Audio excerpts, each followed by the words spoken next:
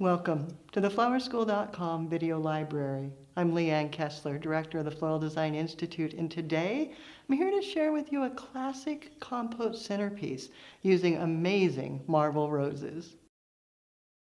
The mechanics, going for the alternative, floral netting. It's tucked in, taped in place, then using water mixed with flower food. Gives us a great water reservoir to keep the flowers alive so long. Foliage, some Italian ruscus, aspidistra, and lilygrass. The roses, it's a new variety called marble. Look how high the petal count is, how voluptuous. And as they open, they get very huge and cup-shaped, and the color becomes a little more grayed, so it gives you that on-trend, complex color that's so in demand. I like to start with a base of foliage.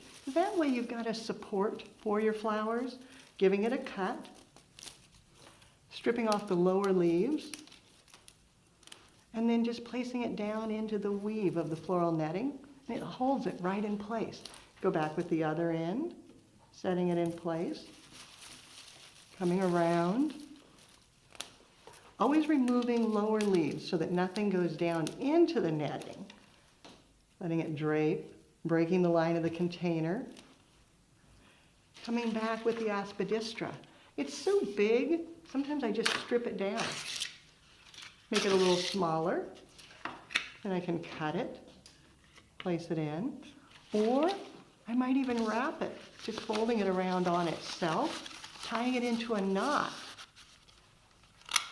and then placing it in. The lilygrass gives you a nice, graceful movement.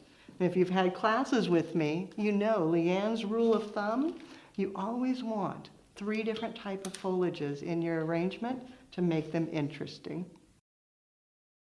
Once you have your nest of foliage, take a look at it. You should have started your elements and principles. There should be form, line, guiding your eye from one side to the other. The nest serves a purpose of just establishing the design.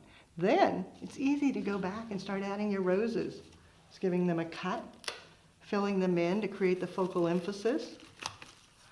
You can even do one a little shorter, shadowed below to draw attention inward, drawing the eye into the arrangement. Then everything just radiates from a central binding point. Just place it in, tuck it around, and the floral netting secures it so it won't shift. Bringing some to the back, some to each side, and then filling in the center. As you work, turn the design. Look at it from all sides. Make sure that it's equally as beautiful. Look for holes. You can see right here, I've got a large hole. Need to come back with another rose. Tuck it down in. Determine where you might want a little more depth. Tucking in a shorter rose, maybe right over here. Something to draw your eye inward and to fill that hole. And then just keep turning and looking, double checking where you want the flowers until you get it beautiful, no matter which angle you look. To enhance the unity of the design, to pick up the color from the compote, just a small amount of curly willow cut down and then placed in, brings that beautiful brown upward and adds some dynamic movement to the arrangement, adding so much more interest. Now, since you asked, the recipe is easy. It's a compote and floral netting.